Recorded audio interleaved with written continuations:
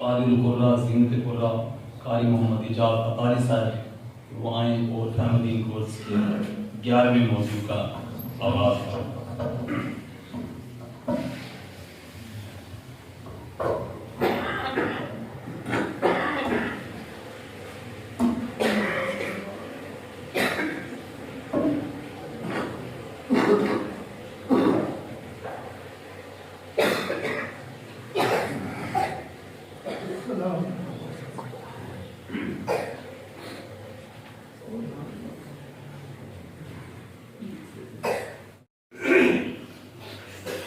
الحمدللہ نحمدہ ونستعینہ ونستغفرہ ونؤمن بہ ونتوکل علیہ ونعوذ باللہ من شرور انفسنا ومن سیئات اعمالنا من یهدہ اللہ فلا مضل له ومن یضللہ فلا ہادی له ونشهد ان لا الہ الا اللہ وحدہ لا شریک له ونشهد أن محمدا عبده ورسوله أما بعد فأعوذ بالله من الشيطان الرجيم بسم الله الرحمن الرحيم إن الله يحب التوابين ويحب المتطهرين آمنت بالله صدق الله العظيم إن الله وملائكته يصلون على النبي يا أيها الذين آمنوا صلوا عليه وسلموا تسليما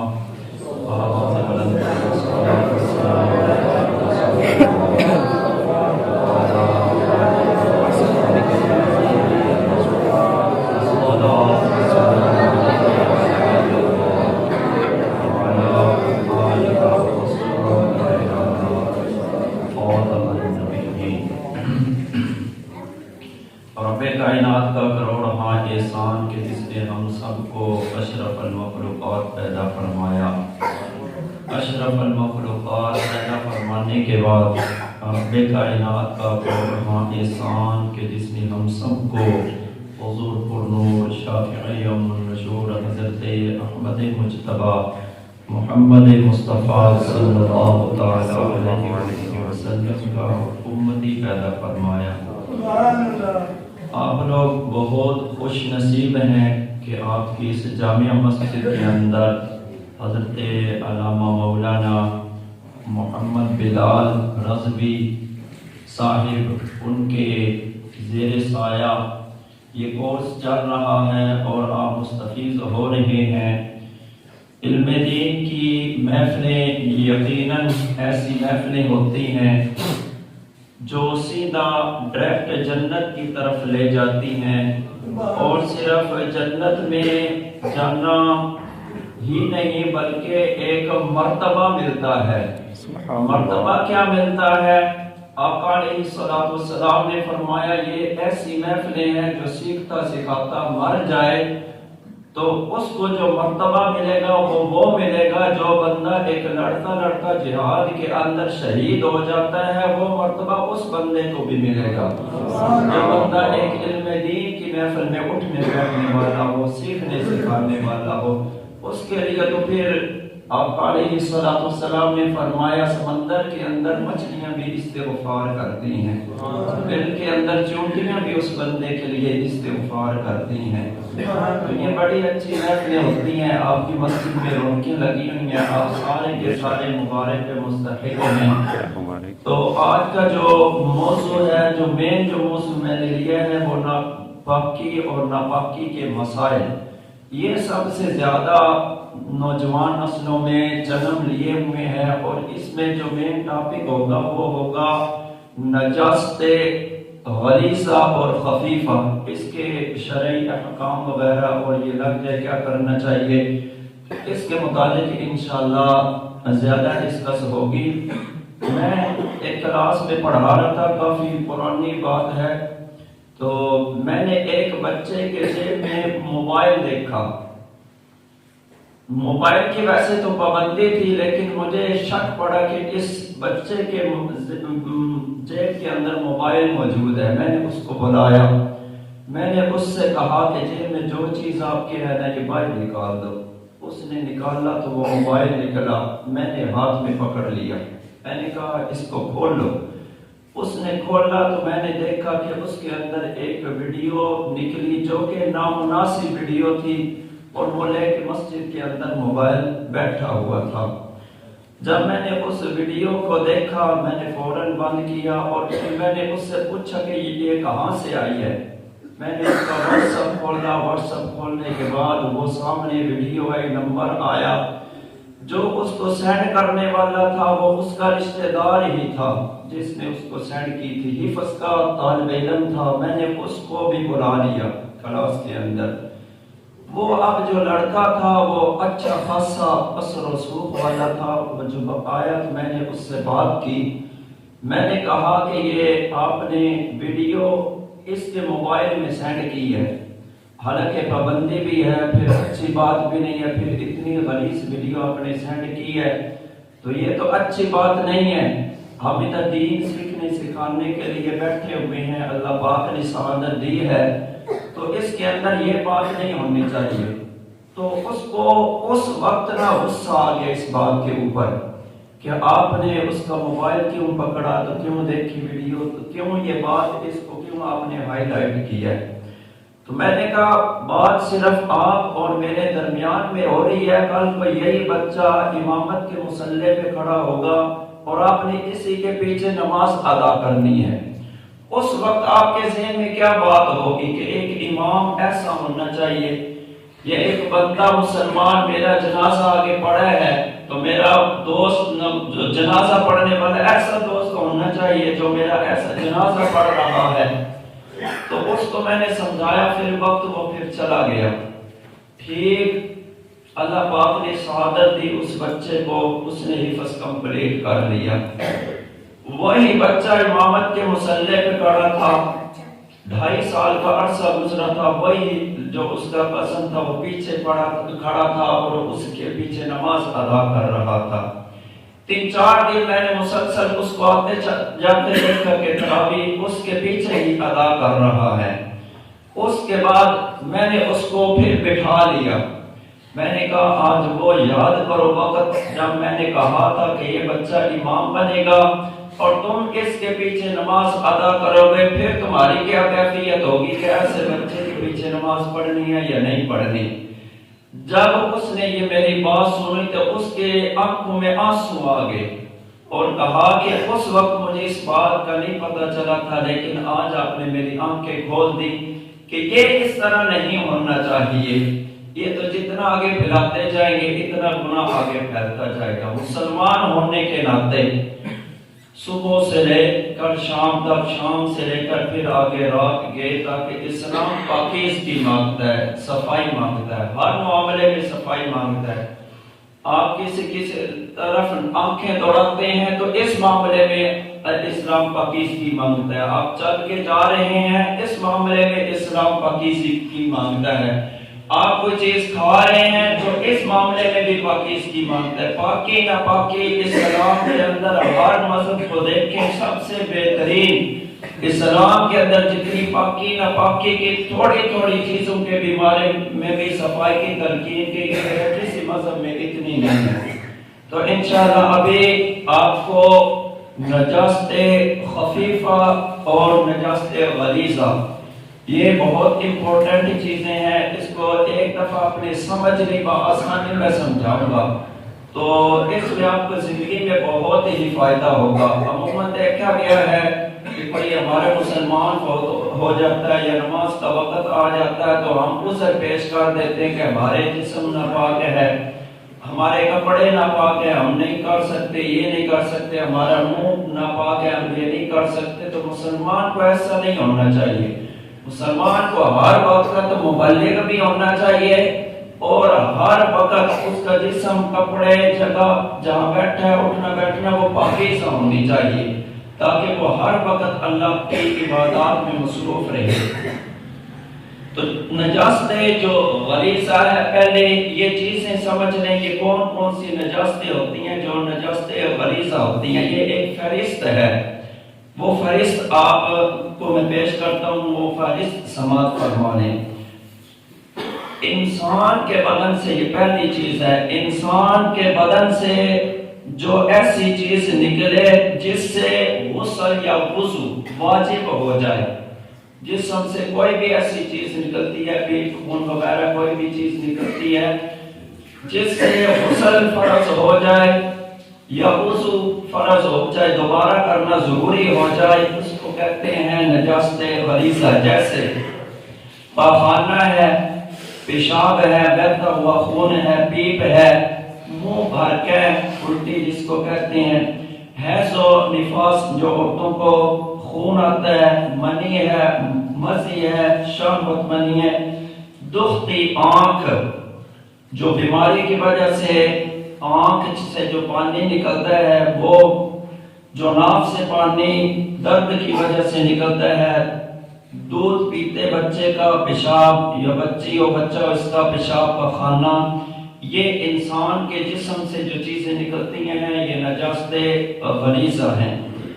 اب جس طرح خون ہے، خون کی مقدار شریعت نے یہ لکھی ہے کہ اگر ایک قطرہ اس سے زائد آپ کے جسم سے کہیں بھی نکل آیا، ایک قطرہ اس سے زائد جسم کے کسی بھی حصے سے نکل آیا تو اس وقت وہ کیا کرے گا کہ وضو توڑ دے گا۔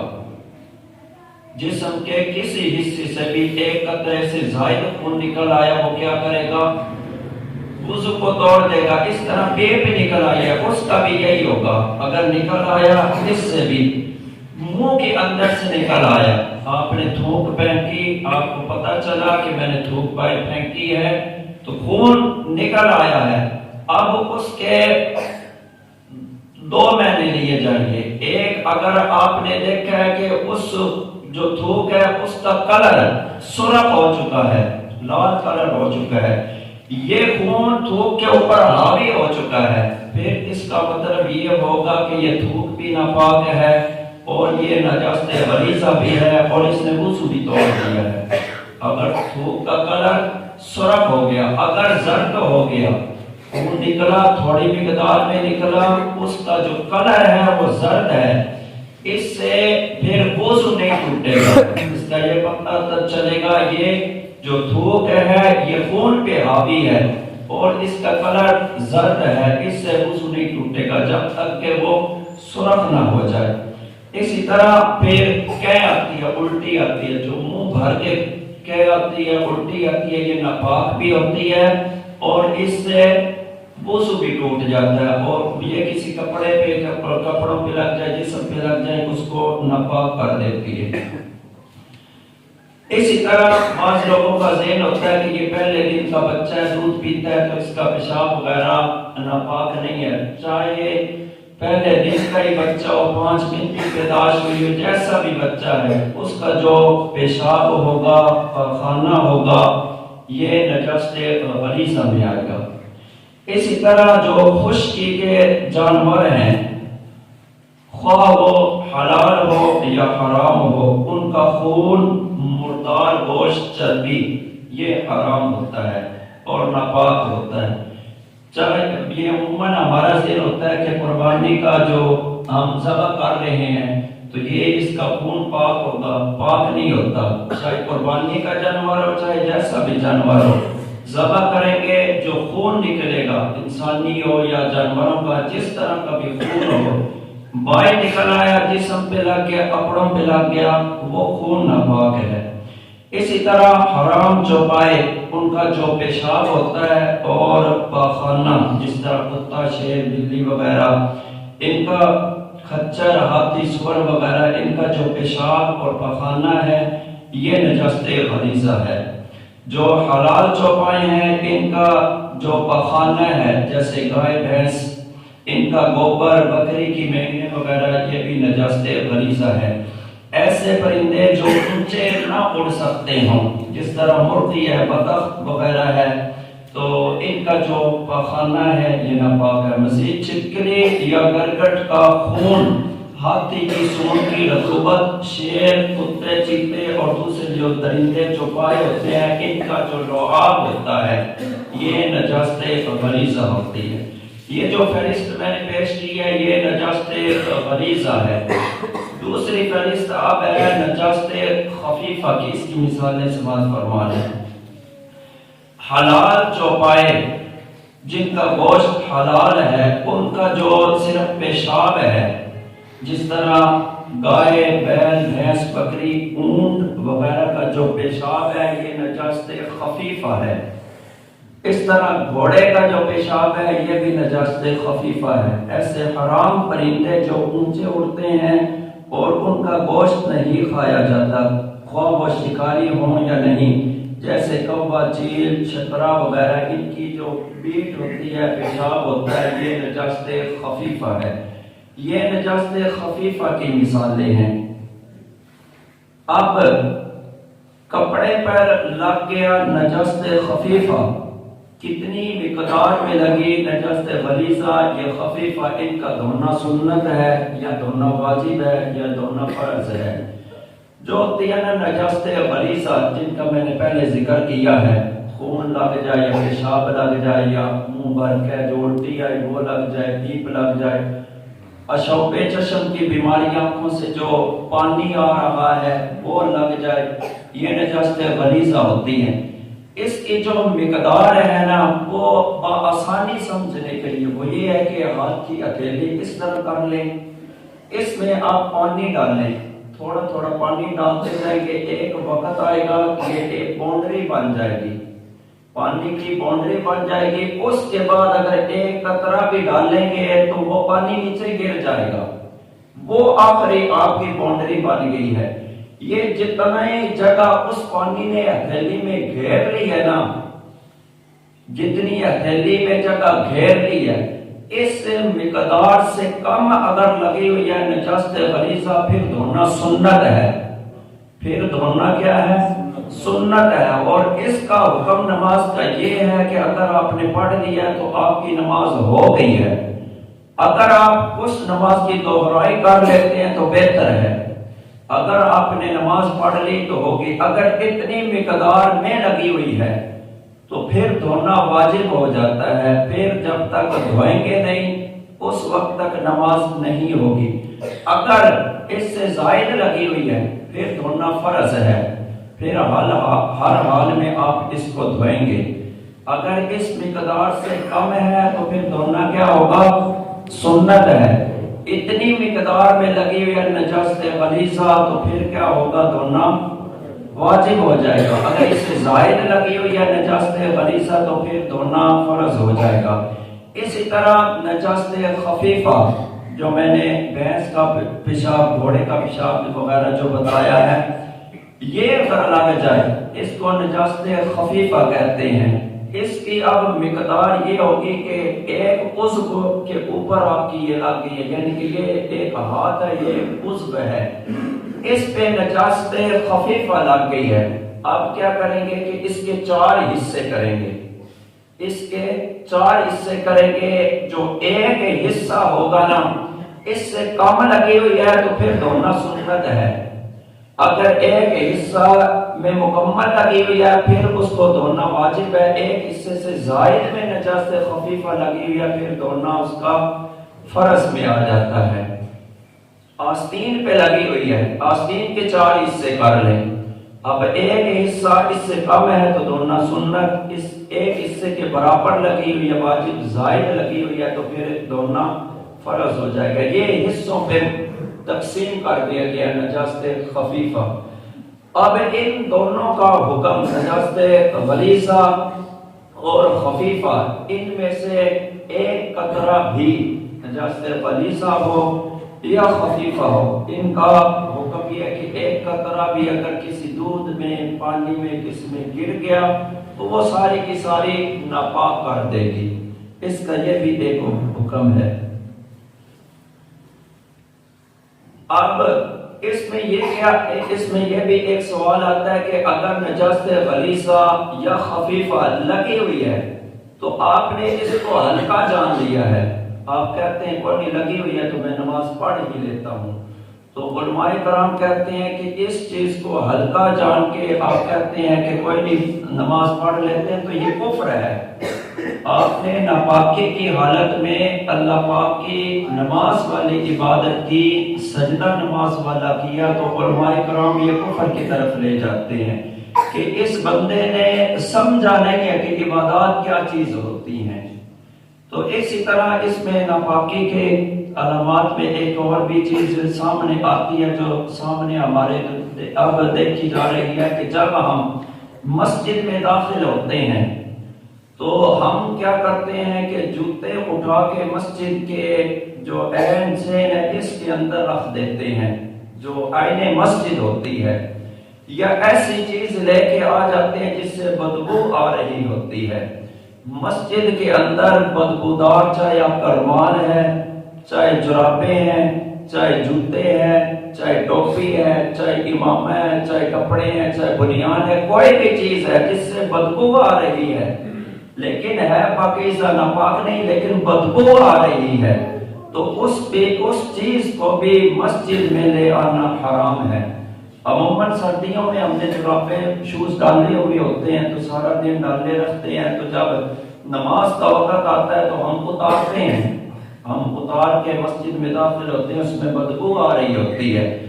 تو اس صورت میں بھی مسجد میں آنا حرام ہے جب تک کہ وہ کسی ذریعے سے بھی آپ بدبو ختم نہیں کریں گے، اس وقت تک مسجد میں نہیں آ سکتے۔ جوتے بھی آپ اگر وہ پاکیزہ صاف ہے تو آئندہ مسجد میں رکھ سکتے ہیں، لیکن اگر نہیں ہے تو مسجد میں رکھنے کی اجازت نہیں ہے، آپ ایک سائڈ پہ رکھ سکتے ہیں جو آئین مسجد نہ ہو۔ اسی طرح عموماً ہم بڑی یہ بھی غلطی کرتے ہیں کہ مسجد کے قریب باتھ روم بنا دیتے ہیں، اگر تو ان کی بدبو مسجد کے اندر آ رہی ہے تو وہاں باتھ روم، وہاں ٹائلٹ بنانا بھی حرام ہے، یہ بھی مسجد سے دور ہونے چاہیے۔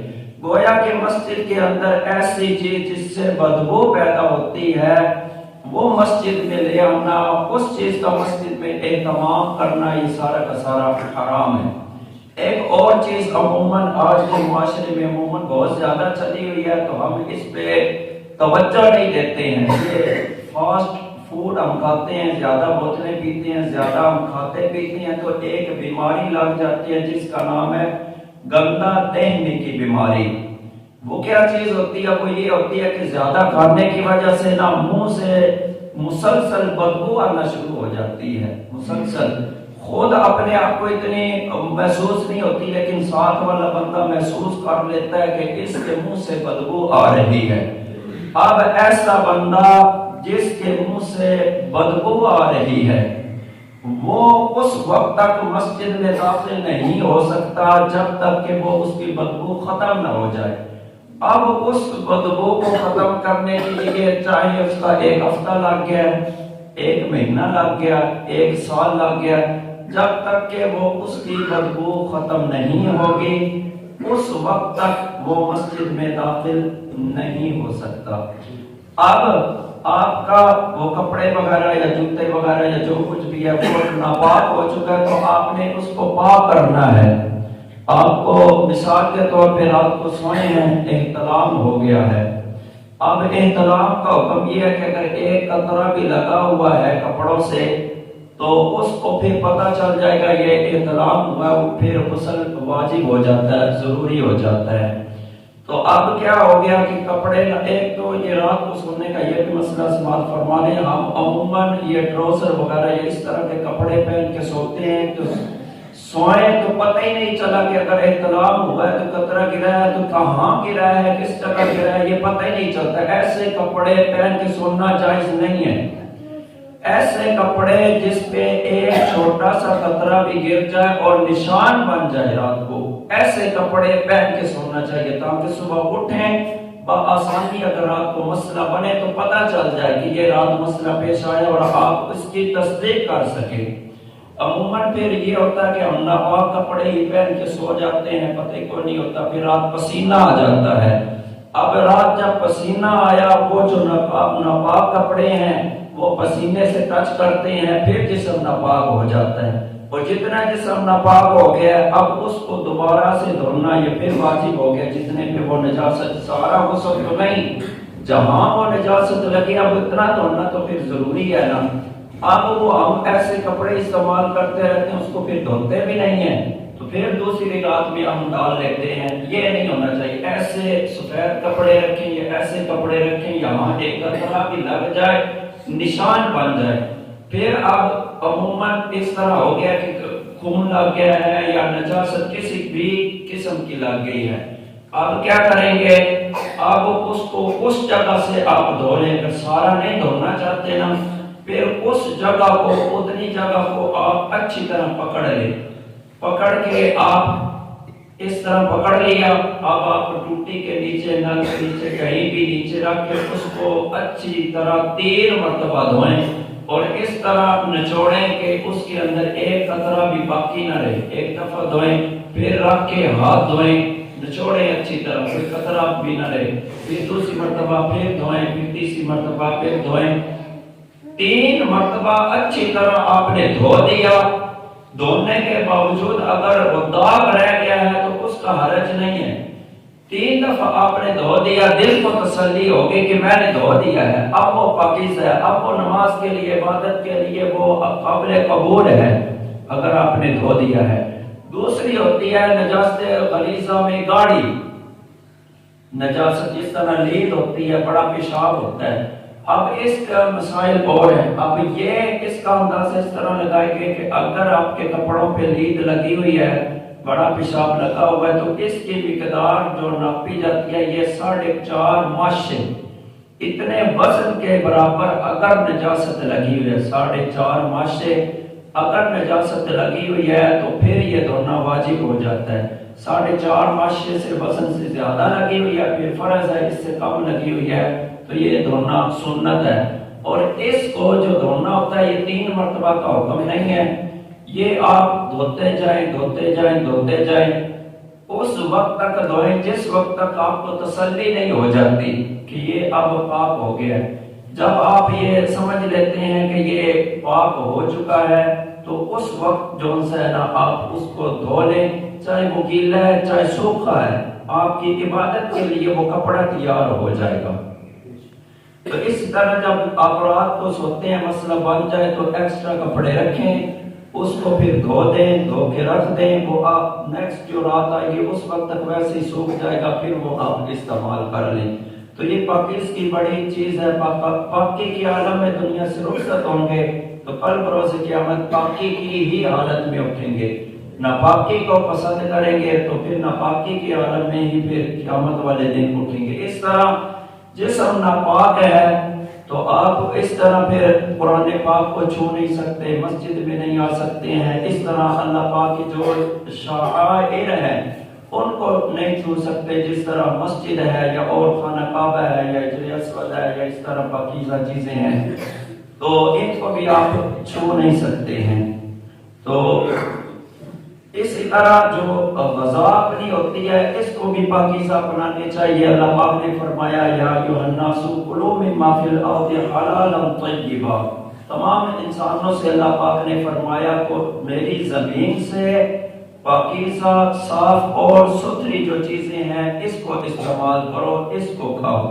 तो अपनी जो ग़ज़ा है इसको अगर पाकीज़ा रखें तो इस तरह के मसाइल बड़े कम बनते हैं। मिसाल के तौर पे आप अल्लाह पाक ने फरमाया वतीन व ज़ैतून, इस जो जैतून है इंजीर है इनकी कस्में उठाई हैं, ये एक नेचुरली चीजें हैं। शहद है शिफा का काम करता है, इस तरह जो नेचुरली चीजें हैं ये आपका फ्रूट है, ये इस तरह की चीजें अगर इस्तेमाल करें तो बीमारियां बड़ी कम लगती हैं, बीमारियां नहीं लगती हैं।